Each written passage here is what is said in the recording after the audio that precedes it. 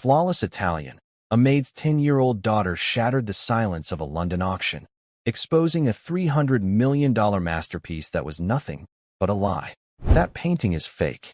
Those four words stopped a $300 million auction cold. In a room filled with billionaires, critics, and cameras, the truth came not from an expert, but from a 10-year-old girl. She wasn't supposed to speak. She wasn't even supposed to be there. But she saw something no one else did. A flaw hidden beneath centuries of paint and lies. "Who are you to say that?" one man demanded. The girl simply replied, "Someone who knows what's real." What began as the sale of a lost Leonardo masterpiece soon unraveled into one of the greatest art scandals of the century. This is the story of how a maid's daughter exposed one of the greatest art forgeries of our time and changed everything. And before I forget, where are you watching from today? Leave a comment below. We love seeing how far these stories reach. Enjoy the story. Her great-grandfather taught her that art never lies. But people do. The little girl stood silently near the back of the grand auction hall, a ghost in a world of impossible wealth. Her mother had told her to be invisible, and 10-year-old Clara was trying her very best. The air in the Ellington auction house in London did not feel like normal air. It was thick and heavy, scented with expensive perfume, old money, and the electric hum of greed. Light from colossal crystal chandeliers glinted off diamond necklaces and the polished rims of champagne glasses. Men in exquisitely tailored suits spoke in hushed, serious tones, their voices like the rustle of banknotes. Women with faces pulled tight and smoothed by surgery stood like elegant statues, their eyes scanning the room, assessing wealth and status with practiced ease. Clara Miller stood in a small alcove near the service entrance, a worn, leather-bound journal held tightly to her chest. Its pages were filled with the elegant, flowing script of her great-grandfather, Sergeant Jack Miller. The journal was her only comfort in this place of cold marble and colder stairs. Her plain blue dress was clean but faded from countless washes. Her blonde hair, the color of pale straw, was tied back with a simple ribbon. She knew, with the unshakable certainty of a child, that she did not belong here. Her mother, Sarah, moved through the edges of the crowd with a practiced quietness that was the opposite of the attendees' studied poise. Sarah's quietness was born of necessity, of a lifetime spent navigating the worlds of the wealthy without leaving a ripple. She carried a small box of catalogs for her employer, her face a careful mask of polite efficiency. But Clara, who knew her mother's face better than any book, could see the tiny lines of worry around her eyes. She could see the way her mother's hands, usually so steady, trembled just a little as she offered a catalog to a passing guest who took it without a word or a glance. They were here because of Mr. Arthur Pendleton. He was an American billionaire, an older man with a trimmed gray beard and eyes that seemed to hold a permanent sadness. He sat in the front row, a figure of immense power, yet he seemed utterly alone. He had not smiled once. Since his wife, Eleanor, had passed away a year ago, a great stillness had fallen over him. Eleanor had been the one with the passion for art. She had filled their penthouse in New York with beauty and light. Arthur had simply paid the bills. Now, in his grief, he had decided to honor her memory by acquiring the one piece she had always dreamed of, the one that had been a myth until 3 months ago. The reason for the entire event, the source of the electric tension in the room, stood on a velvet-draped easel on the main stage. It was a painting titled La Dama Silenziosa, the Silent Lady. It was billed as a lost masterpiece, a newly discovered portrait by the greatest master of all, Leonardo da Vinci. The woman in the portrait was beautiful, with an enigmatic smile that was already being compared to the Mona Lisa's. Her eyes seemed to hold a secret, and the soft, smoky blending of light and shadow, the famous sfumato technique, was so masterful it took one's breath away. The art world was in a frenzy. Museums had vied for it. Critics had written glowing essays about its perfect composition, its divine beauty. Its estimated value was $300 million. Clara looked at the painting, and something felt wrong. She had spent hundreds of hours staring at prints in her great-grandfather's books. He had been more than a soldier. He had been one of the monument's men, a part of the special unit that rescued art stolen by the Nazis during World War II. He had taught her how to look at art not just as a pretty picture, but as an object with a history, a story told in canvas, pigment, and wood. Look for the artist's hand. Clara, he had written in his journal. Not just his signature. Look for his mistakes, his corrections, his soul. That's where the truth is. The auction began. The auctioneer, a man with a smooth, hypnotic voice, started the bidding at an astonishing $100 million. The bids climbed instantly, leaping in increments of 10 million.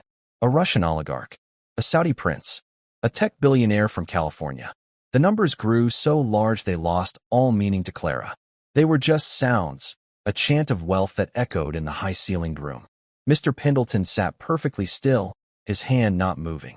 He waited, his gaze fixed on the painting. It was a piece of his wife's soul he was trying to buy back.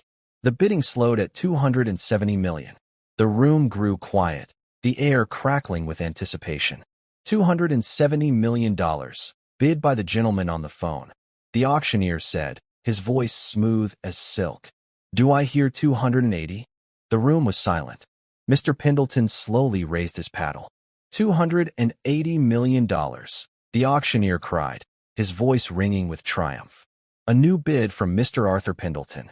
The man on the stage who had presented the painting, a handsome, silver-haired art dealer named Julian Croft, gave Mr. Pendleton a brilliant, confident smile. Croft had discovered the painting, brokered the deal, and his reputation was about to be cemented as a legend in the art world. He moved with the easy grace of a man who owned the very air in the room. He had spoken to Mr. Pendleton earlier, his voice deep and reassuring. When his eyes had passed over Sarah and Clara, however, his smile had tightened into something sharp and unpleasant. A mere flicker of annoyance that they were even breathing the same air. 280 million, going once, the auctioneer called. The other bidders were out. The room held its collective breath. Mr. Pendleton was about to make the most expensive art purchase in modern history. Clara looked again at the painting. The woman's face was too perfect. The shadows were beautiful, but they felt flat. She squinted, trying to see what her great-grandfather would have seen. Her eyes scanned the dark background, the folds of the lady's velvet dress, the soft curve of her hand. The details were all there, all the things the experts praised. But they felt like a list of ingredients, not a finished meal. It was a perfect copy of a soul, but the soul itself was missing. A knot of dread tightened in Clara's stomach. They were all being fooled. Mr. Croft's smile was that of a predator who had cornered his prey. She saw Mr. Pendleton, his face etched with a grief so profound he was willing to pay any price to soothe it. She thought of her mother's tired face, of the condescending glance from Mr. Croft. Her great-grandfather's words echoed in her mind, from a passage she had read just that morning. Truth has a quiet voice, little star, but it is the loudest sound in a room full of lies. Going twice, the auctioneer's voice boomed. She had to do something. But what? She was just a child, the maid's daughter. Who would possibly listen to her? She took a small step out from the alcove. Her heart hammered against her ribs. She opened her mouth, but only a tiny squeak came out. No one heard. Sold, the auctioneer shouted, his gavel raised high, about to fall. For 280. The finality of the word, the sight of the descending gavel, broke through her fear. In that split second, she did not think about the consequences, about her mother's job, about the fury of the powerful men. She only thought about the lie, the enormous, $300 million lie about to be hammered into history as truth. She took a deep breath and spoke, not in English, but in the beautiful, formal Italian her great-grandfather had taught her, the language of the Renaissance itself. Her voice, though not loud, was shockingly clear and steady in the tense silence. It cut through the perfumed air like a shard of glass. Quel dipinto e un falso. The room went utterly, profoundly still. The auctioneer's gavel stopped, frozen in midair, a centimeter above the podium.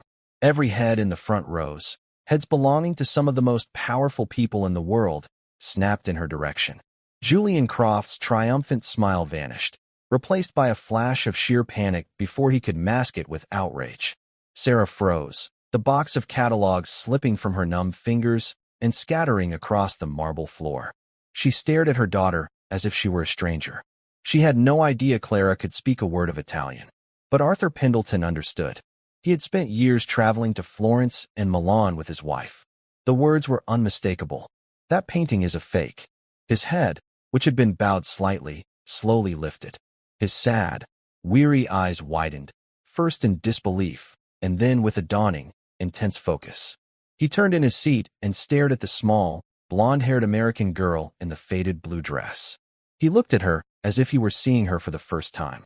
The entire deal, the culmination of months of work and hundreds of millions of dollars, hung suspended in the air, held there by the quiet, impossible words of a 10-year-old girl. The silence stretched, thick and heavy with disbelief. Then, a low murmur rippled through the crowd as people translated the strange moment for their neighbors. Julian Croft was the first to find his voice. He let out a short, forced laugh that sounded more like a bark. "A prank," he announced, his voice a little too loud, a little too sharp. "Some sort of childish prank." "Security," he gestured vaguely toward the back of the room. "Please remove the woman and her disruptive child. This is a house of business, not a playground." Two burly security guards in black suits began to move purposefully from the main doors toward the alcove. Sarah rushed forward, her face white with fear and mortification. "I'm so sorry, sir. So terribly sorry. Clara, what have you done? Come with me. Now." She grabbed her daughter's arm, her whole body trembling. This was a catastrophe. They would be fired. Blacklisted. All because Clara had spoken out of turn. The other collectors were muttering, shaking their heads in disgust. Unbelievable. The audacity. "Get her out of here." But Clara did not move. She stood her ground, her small shoulders squared. She met the astonished gaze of Arthur Pendleton and spoke again, this time in English, her voice unwavering. "I said, the painting is a fake." She pointed a small, steady finger at the masterpiece on the stage. "That whole thing is a lie." The confidence in her voice was staggering. It was not the petulance of a child throwing a tantrum. It was the calm conviction of an expert stating a fact. The room was now divided. On one side was Julian Croft, sputtering with outrage, and the audience, looking confused and annoyed. On the other was the silent, calculating billionaire. And in the middle was Clara, a tiny island of defiance. "This is outrageous," Croft boomed, his handsome face turning a blotchy red. "Arthur, are you going to let a servant's brat scuttle the deal of a lifetime based on a childish fantasy? Tell the auctioneer to drop the gavel. Let's be done with this nonsense." Mr. Pendleton ignored him. His eyes were still locked on Clara. He saw the worn journal she clutched like a shield. He saw the complete lack of fear in her eyes. He saw something that made him pause, something that cut through the fog of his grief.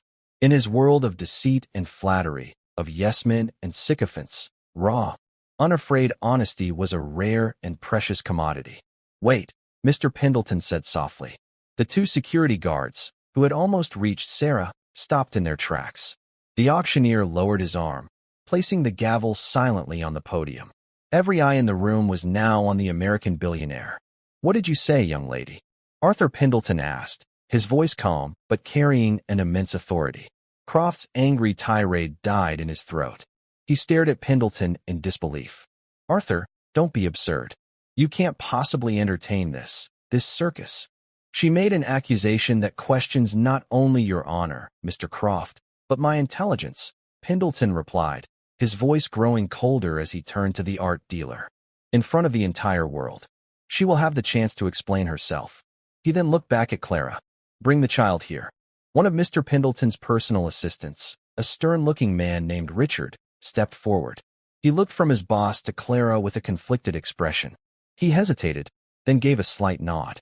Sarah looked like she was about to faint. This was a nightmare from which she couldn't wake. Her daughter was about to be publicly humiliated, and they were about to lose everything. Clara, however, walked forward. She didn't run. She didn't hesitate. She walked with a strange, calm purpose, her worn-out shoes making no sound on the plush crimson carpet. She walked past the rows of stunned billionaires and famous collectors, past the smirking face of Julian Croft, and stopped at the edge of the stage. She was so small that the great easel towered over her. "The floor is yours, little one," Mr. Pendleton said, his voice laced with a heavy irony, though his eyes were sharp with genuine curiosity. Tell us all how you, a child, no more than the legion of experts and critics who have authenticated this masterpiece. Explain this lie." Clara took a breath, the scent of money and dust filling her lungs. She placed her great-grandfather's journal on the edge of the stage. Then, She looked up at the painting of the silent lady. "You don't have to be old to see the truth," she began, her voice small but carrying in the profound silence. "You just have to know where to look." She pointed to the canvas.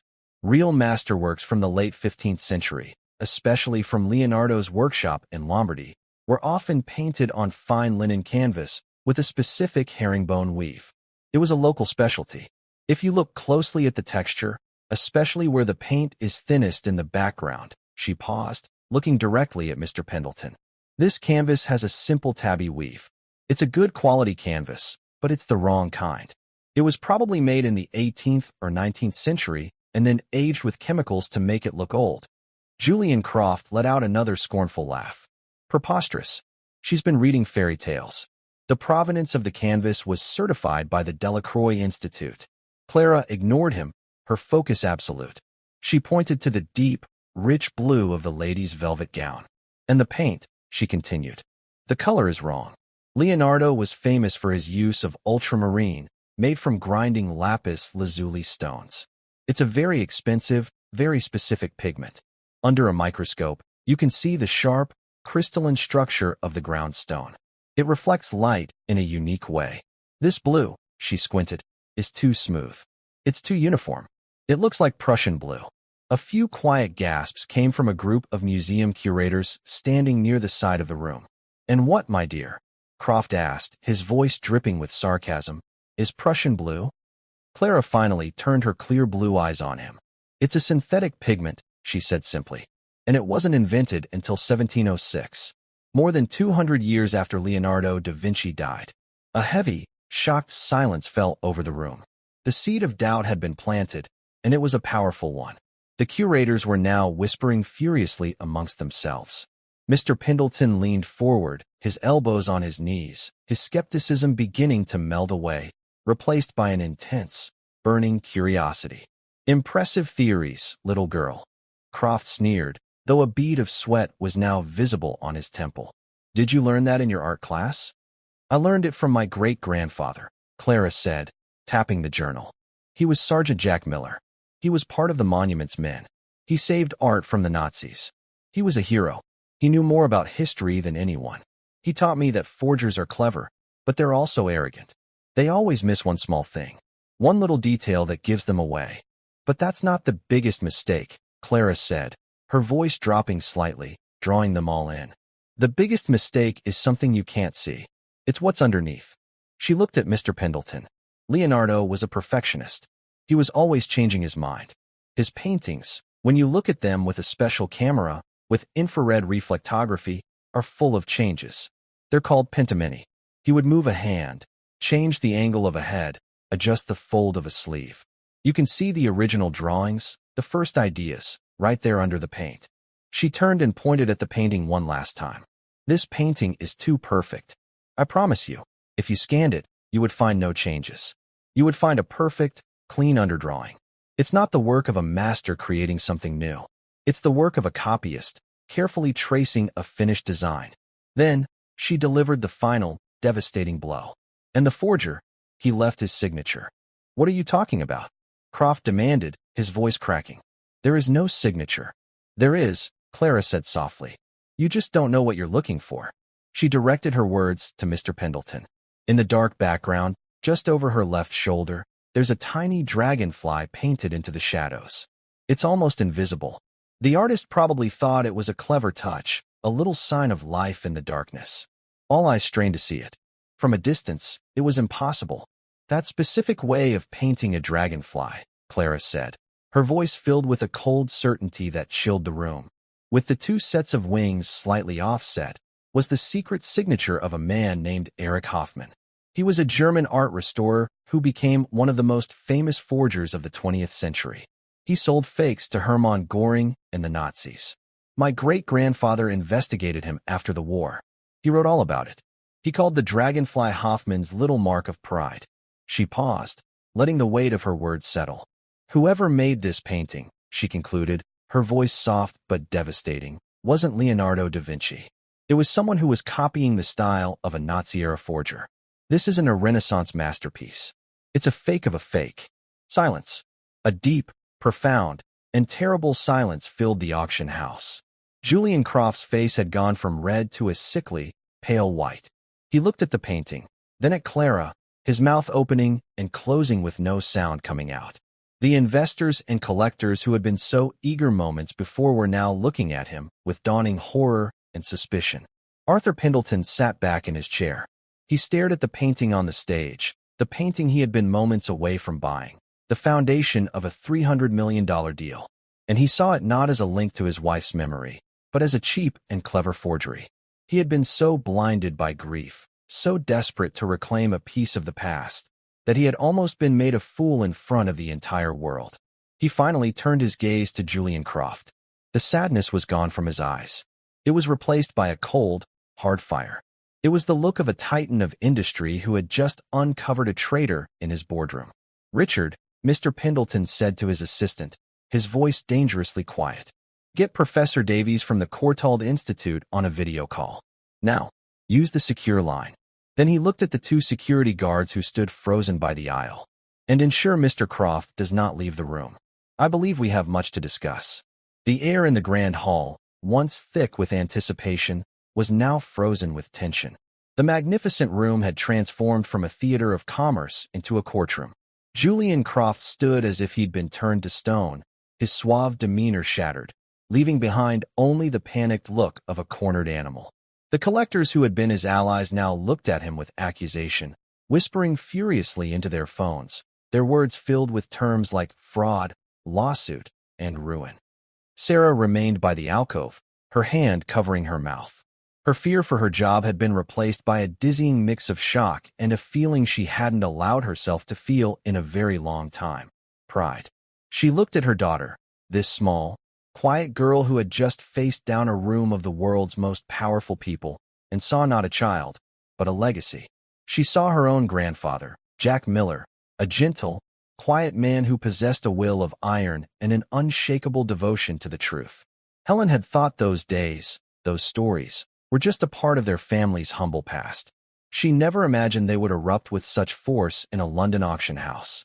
Within minutes, Richard returned with a laptop, which he placed on a small table in front of his boss. A large screen on the stage, which had earlier been showing glamorous shots of the painting, flickered to life. The face of an elderly, scholarly man with a white beard and kind, intelligent eyes appeared. He was in a library, surrounded by towering shelves of old books. "Arthur," the professor said, his voice warm but professional. "It is late. I trust this is a matter of some importance." "It is, Alistair," Mr. Pendleton replied. He gestured for Richard to position the laptop's camera on the painting. "I need your eyes on something." Using the high-resolution camera, Richard focused on the deed. He slowly panned across the canvas, zoomed in on the texture of the weave, and then, on Mr. Pendleton's instruction, focused tightly on the deep blue of the dress and the shadowy background over the lady's left shoulder. On the large screen, the details Clara had described were magnified for everyone to see. The simple, non-herringbone weave, the smooth, flat quality of the blue paint. And there, almost invisible but now glaringly obvious under the camera's zoom, was the tiny, delicately painted dragonfly. Professor Davies on the screen leaned closer to his own camera, his brow furrowed. He was silent for a long time, stroking his beard thoughtfully. "Well, Alistair?" Mr. Pendleton prompted. The professor sighed, a soft, weary sound. "Arthur, where in God's name did you get this?" "That is a question I will be exploring in great detail very shortly," Pendleton said, his eyes flicking for a moment to the sweating Julian Croft. "First, tell me what you see." "I see a very competent, very ambitious forgery," the professor said plainly. "The artist is skilled, I will grant them that. The composition is a beautiful imitation of the Milanese style of the 1490s. But it is an imitation, and a flawed one." "Tell me about the flaws," Mr. Pendleton said, his gaze fixed on Croft. "The pigment in the gown is the most obvious, of course," the professor explained, his voice that of a lecturer. "Even through this camera, I can tell that is not lapis. It lacks the luminosity. It has the flat, opaque quality of a modern synthetic. Prussian blue is the most likely culprit, as the young lady suggested. But the truly damning detail," he paused, "is that dragonfly." He let out a low whistle. "That is the mark of Eric Hoffman. A brilliant but corrupt technician. We have a file on him a foot thick. He specialized in creating lost masterpieces from the German and Italian schools. He would often use period-correct canvases and panels, but he cut corners on his pigments. He was arrogant. That dragonfly was his private joke. To find it on a painting being passed off as a Leonardo, my God. It's not just a fake, Arthur. It's an infamous fake. Or rather, a new work by a known forger's school of followers. This is an embarrassment of the highest order. The professor's final words echoed in the room. An embarrassment. The word was a death sentence for Julian Croft's career. He let out a strange, strangled noise, a sound of utter defeat. The auctioneer, looking ashen-faced, quietly announced that the auction was suspended pending a full investigation. Mr. Pendleton disconnected the video call with a nod to Richard. He sat for a moment in silence, the enormity of the situation washing over him. The betrayal, the near-catastrophic financial loss, the public humiliation he had so narrowly avoided. He looked at the circle of greedy, foolish men he had almost joined in error. He looked at the pale, trembling con man who had orchestrated the entire charade. And then, his gaze fell on Clara. She was standing by the stage, her small face serious, her hand resting on her great-grandfather's journal. She hadn't gloated. She hadn't said, "I told you so." She had simply stated the truth and then stood by it. A small, unshakable pillar of integrity in a room built on lies. Mr. Pendleton rose slowly from his chair. He was a tall man, and his presence filled the room. The other men fell silent, watching him. He walked to the front, his steps measured and deliberate. He ignored Julian Croft. He walked right past the security guards. He stopped directly in front of Clara. Sarah held her breath. She didn't know what to expect. A dismissal? A thank you? A handful of money to make them go away? Mr. Pendleton looked down at Clara, his dark eyes searching her face. Then, he did something that stunned everyone in the room. He bowed. It was not a shallow nod of the head. It was a deep, formal bow, a gesture of profound respect from a billionaire to a 10-year-old girl in a faded blue dress. "In my life," Arthur Pendleton said, his voice resonating with a deep, newfound emotion, "I have been surrounded by advisors, experts, and men of great wealth. Today, my fortune and my late wife's honor were not saved by any of them. They were saved by a little girl with clear eyes and a hero for a great-grandfather." He straightened up and looked at Sarah. The polite mask of the employer was gone. He looked at her with genuine gratitude and respect. "Your daughter, madam, is an extraordinary person. You must be very proud." Sarah could only nod, her throat tight with emotion. Mr. Pendleton then turned to Richard. His voice was once again steel. "Richard, please escort Mr. Croft to my private suite upstairs. Have security join him. Inform him that my lawyers will be there in 20 minutes. The rest of these gentlemen," he said with a sweep of his hand toward the other bidders, "are free to go." The game was over. Defeated and humiliated, Croft was led out of the room like a prisoner. The grand hall, a moment ago the center of the art world, quickly emptied, leaving only a smattering of auction house staff cleaning up the debris of the failed event. The fraudulent paintings still stood on the stage, a testament to the disaster that had been averted. Mr. Pendleton gestured to a small, private lounge off the main hall. "Please," he said to Sarah and Clara, "join me. You are no longer staff here. You are my honored guests." Hesitantly, Sarah and Clara followed him into a quiet room furnished with leather armchairs. Mr. Pendleton sat opposite them, not in an imposing way, but creating an atmosphere of intimacy. "I owe you a debt I can never truly repay," he said, looking at Clara. "But I must try. Tell me, what can I do for you? Anything you desire. A gift? A reward?"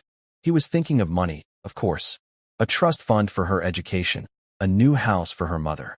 He could secure their future for the rest of their lives. It was the simplest, easiest way to show his gratitude. Clara looked at her mother, then back at Mr. Pendleton. She thought for a moment. She wasn't thinking about toys or clothes. She was thinking about something else entirely. "Your wife?" she asked softly. "She really loved art, didn't she?" The question was so unexpected, so personal, that Mr. Pendleton was momentarily taken aback. The hardness in his face softened.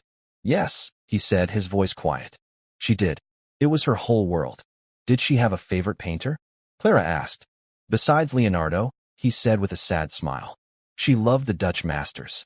Vermeer, the way he painted light. She said he didn't just paint light, he painted the feeling of a quiet morning. He used lead tin yellow. Clara said, her eyes lighting up. It's a special color. It's how he made the light look so real. Nobody makes it anymore. The billionaire stared at her, astonished.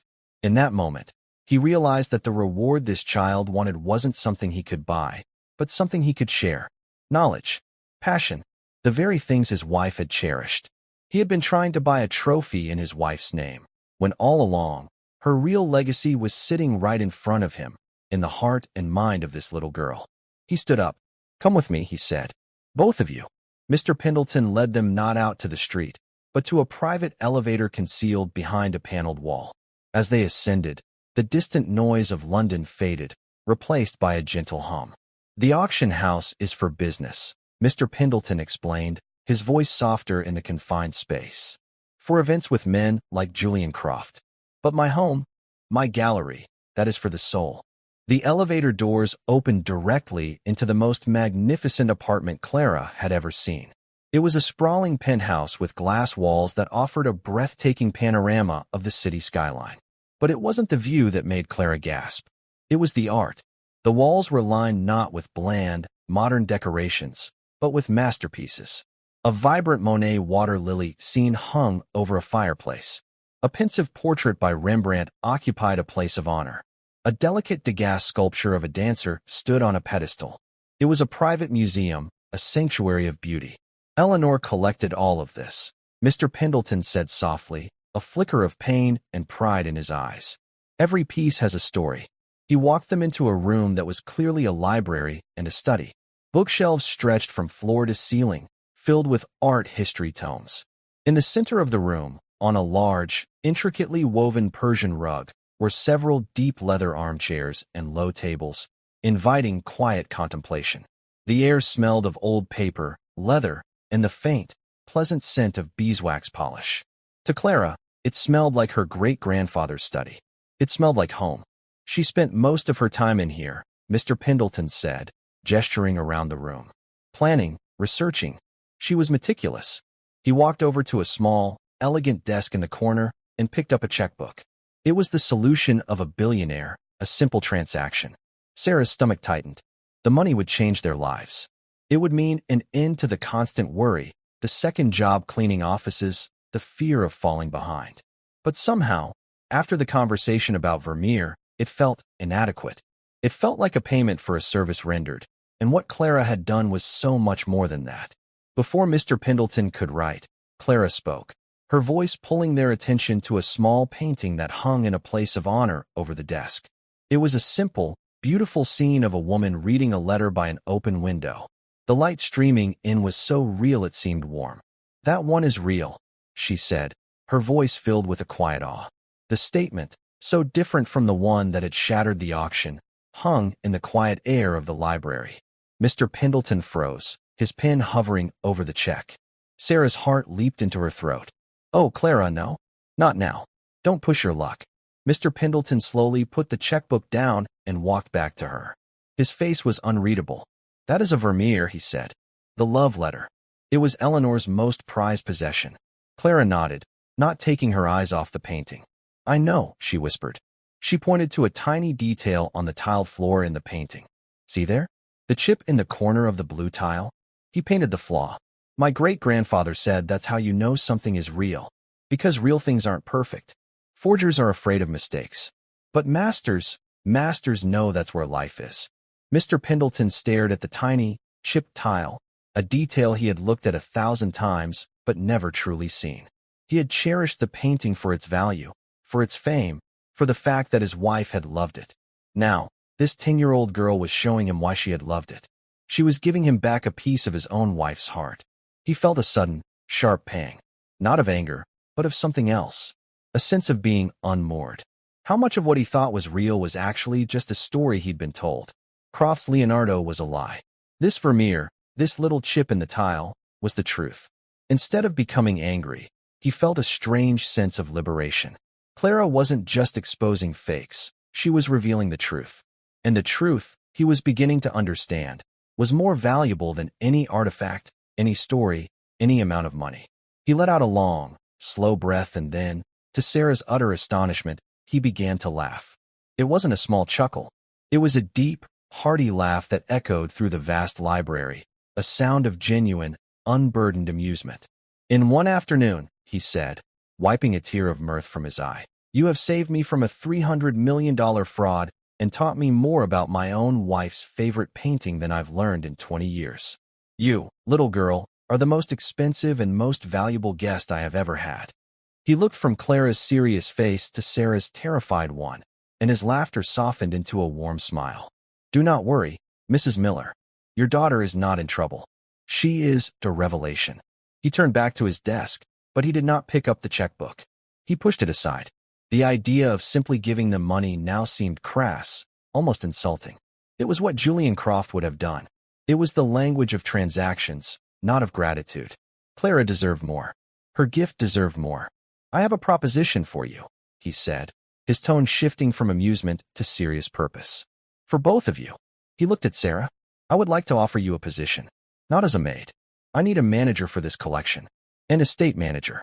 Someone to manage the staff, the preservation, the security. I don't want a traditional academic from a university. I want someone with integrity. Someone who understands the value of truth. He paused. I believe that person is you. You raised this remarkable child. You carry the legacy of Sergeant Jack Miller. I would pay you a generous salary, and I would provide you with a home, here in one of the apartments in this building. Sarah was so stunned she couldn't speak. An estate manager. A home. It was a world away from scrubbing floors and worrying about rent. It was a life she had never dared to dream of. Then, Mr. Pendleton turned to Clara. And for you, young lady, my offer is different. I do not want to give you a reward. I want to give you a responsibility. He swept his arm, encompassing the entire library and the magnificent collection beyond it. This will be your classroom and your playground. I want you to study every book, every painting in this collection. I want you to find the flaws. I want you to find the truths. I want you to help me see this all through your eyes. His own eyes gleamed with a new project, a new passion. We will build a new legacy, one based not on price tags and auction house hype, but on verifiable truth. We will create a foundation in your great-grandfather's name, the Sergeant Jack Miller Foundation for Art Conservation. It will fund research. It will expose forgeries. It will teach others how to see what you see. He leaned forward, his voice filled with an earnest, compelling energy. I will give you all the resources you need. Tutors, access to experts, travel when you are older. In return, you will be my secret weapon, my personal curator of truth. What do you say? Clara was speechless. To be let loose in this library, to be given the job of solving its mysteries, was the greatest adventure she could possibly imagine. It wasn't a gift of money that would be spent and gone. It was a gift of purpose. She looked at her mother. Sarah's face was a canvas of disbelief and dawning joy. The worry lines that seemed permanently etched around her eyes were gone, replaced by the sheen of unshed tears of happiness. She nodded at Clara, a silent permission, a shared understanding that their lives had just been irrevocably changed. Clara turned back to Mr. Pendleton. She didn't jump up and down or squeal with delight. She simply stood a little taller, a solemn look on her young face. She held out her hand, not like a child, but like an equal partner sealing a deal. Okay, she said, her voice clear and steady. It's a deal. The billionaire, amused and deeply moved, took her small hand in his. In the heart of his quiet library, surrounded by the ghosts of his wife's passion, he had nearly lost $300 million. But he had found something infinitely more precious. He had found the truth, and it had come in the form of a 10-year-old girl with blonde hair, a faded blue dress, and a hero for a great-grandfather. The real story, he knew, was only just beginning. The days that followed were a blur of transformation for Sarah and Clara Miller. They moved from their cramped, two-room flat in a noisy part of the city to a spacious, sunlit apartment in the same luxurious building as Mr. Pendleton. It was a world of quiet corridors, uniformed doormen who tipped their hats and smiled, and windows that looked out over the green expanse of Hyde Park. For the first few nights, Clara would stand at her new bedroom window, watching the distant river of headlights flowing through the city, feeling as though she had woken up inside a dream. Sarah, true to her nature, adapted with a quiet, determined grace. The title of estate manager initially felt like an ill-fitting coat, but Mr. Pendleton was a patient and thoughtful employer. He didn't just give her a job, he gave her the tools to succeed. He hired a discreet financial advisor to help her manage her new salary and a tutor to school her in the finer points of art administration and conservation. Sarah absorbed it all with a fierce intelligence that had long been underestimated. She organized the household staff, liaised with museum curators about loans from the Pendleton collection, and managed the complex security and insurance requirements with the same meticulous care she had once used to polish silver. The deep lines of worry that had been her constant companions for years began to soften. She started to smile more, a genuine, relaxed smile that made her look years younger. She was no longer just surviving. She was thriving.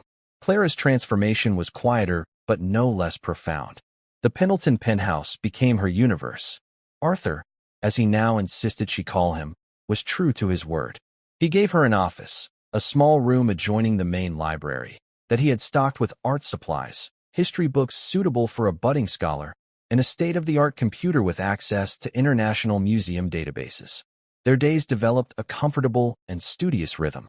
In the mornings, a private tutor would come to teach Clara her regular school subjects, math, literature, science. But in the afternoons, her real education began. Arthur would join her in the library, and they would become detectives. He taught her about the business side of the art world, the murky waters of provenance, the complex dance of auctions, the importance of irrefutable documentation. In return, Clara taught him how to see. They would spend hours in front of a single painting.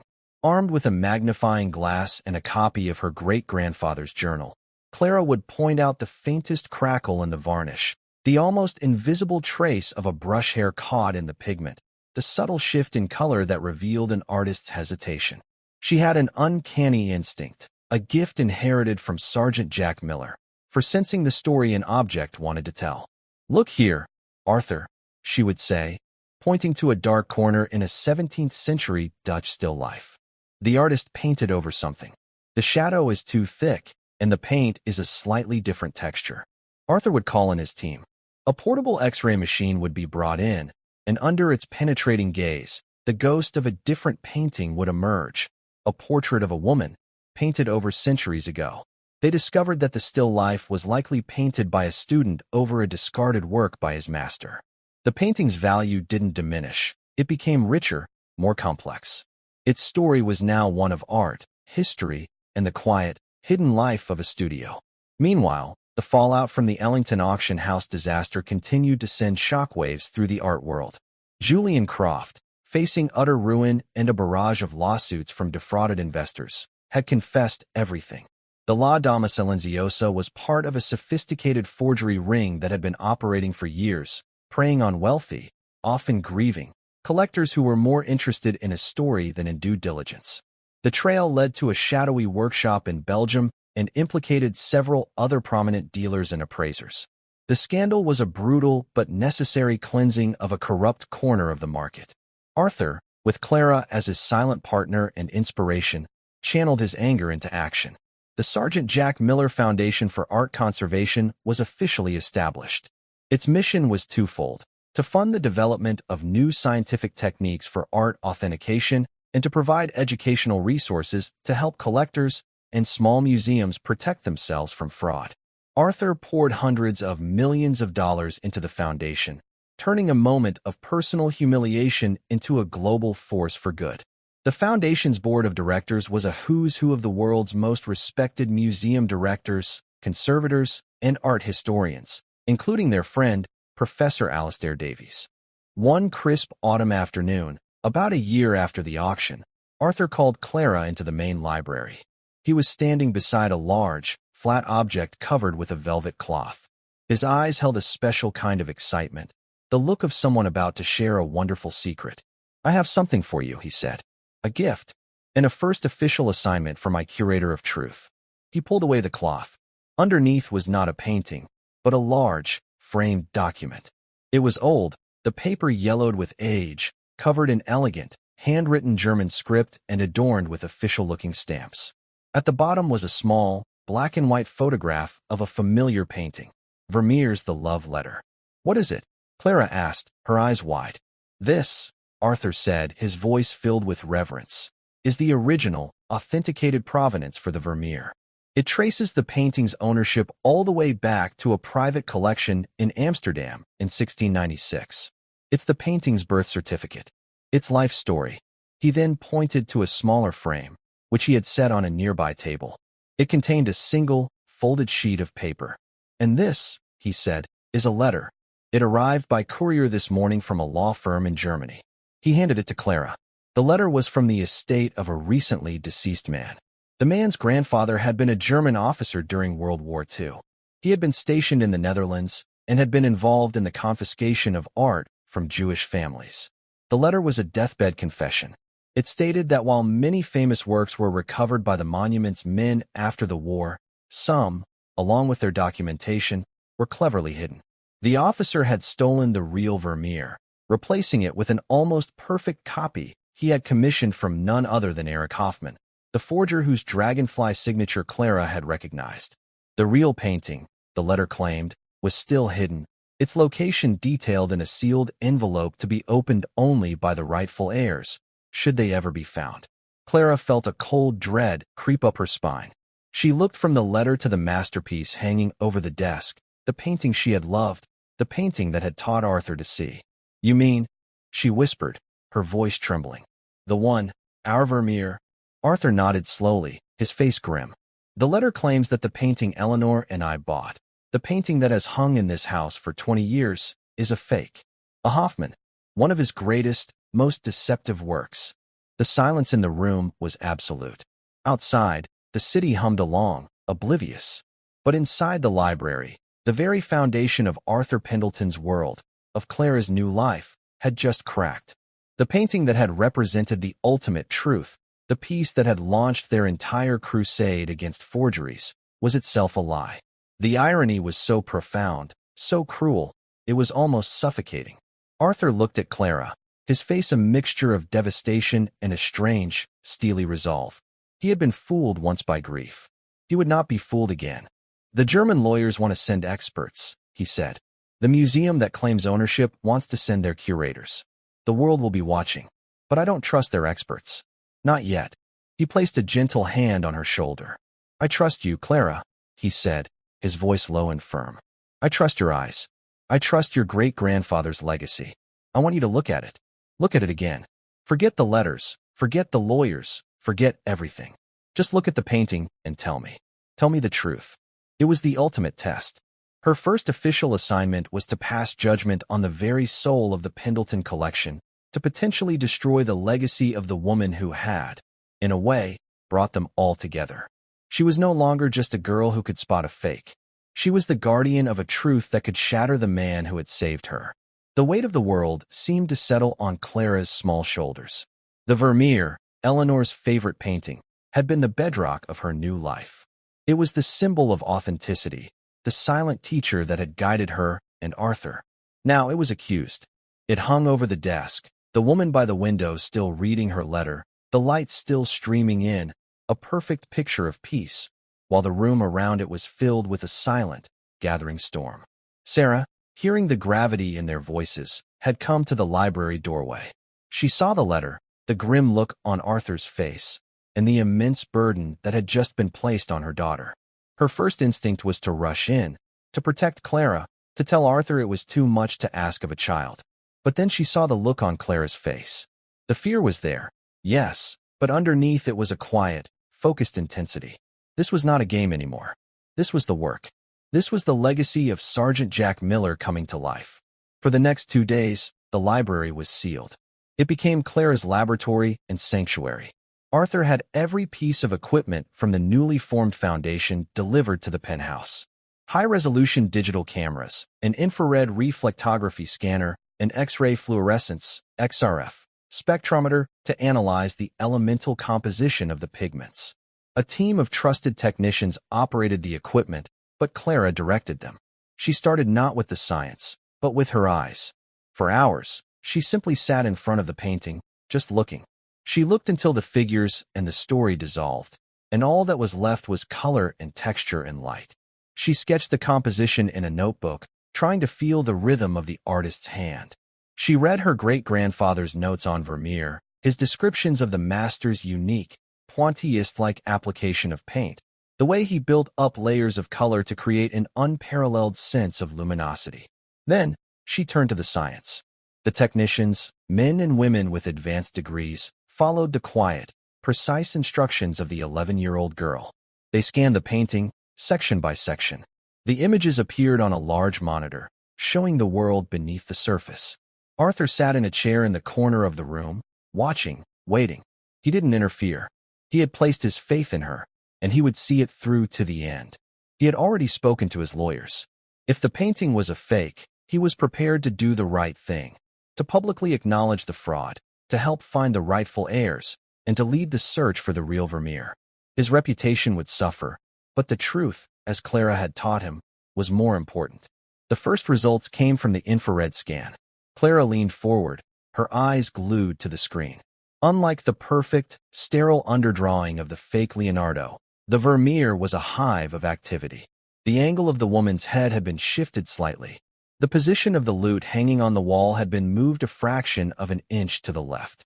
It was full of pentimony. It was the work of a restless, creative mind, not a careful copyist. A small knot of tension in Clara's chest began to loosen. The artist was thinking. She whispered, more to herself than to anyone else. He was changing his mind. Next came the pigment analysis. The XRF spectrometer hummed as it scanned the canvas, producing a graph of elemental signatures. They tested the vibrant reds, the earthy browns, and the deep shadows. Everything was consistent with pigments used in the 17th century. Then, they focused on the most important color. The color of the light. The signature lead tin yellow. Clara held her breath as the machine analyzed the bright, sun-drenched patch of wall next to the window. The graph on the screen flickered, then resolved into a clear set of peaks. It was unmistakable. Lead tin. The chemical signature of the lost pigment.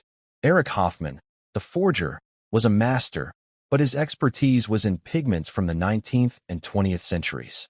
He had never, in all his known forgeries, been able to perfectly replicate the unique, luminous quality of lead tin yellow. He used a cadmium-based yellow, which was a close match but chemically distinct. A wave of relief washed over Clara. "It's there," she said, her voice filled with quiet triumph. The light is real. But something was still bothering her. The letter. The confession. It had been so specific. So certain. A dying man's last words. Why would he lie? Forgers were arrogant. Her great-grandfather had written. They loved to leave a mark. The dragonfly was Hoffmann's mark. What if he had left a different kind of mark on this one? A mark designed not to be found for decades? She went back to the painting, her eyes scanning every inch. The chip in the tile. The folds of the dress. The woman's face. Nothing. It was perfect. Too perfect? No, the pentimony proved it wasn't. Her gaze fell upon the letter in the woman's hand. In the painting, the letter was mostly a blur of white paint, the writing illegible, a suggestion of words rather than the words themselves. It was a private moment, not meant for the viewer to read. "Can we get a microphotograph of the letter?" she asked the lead technician.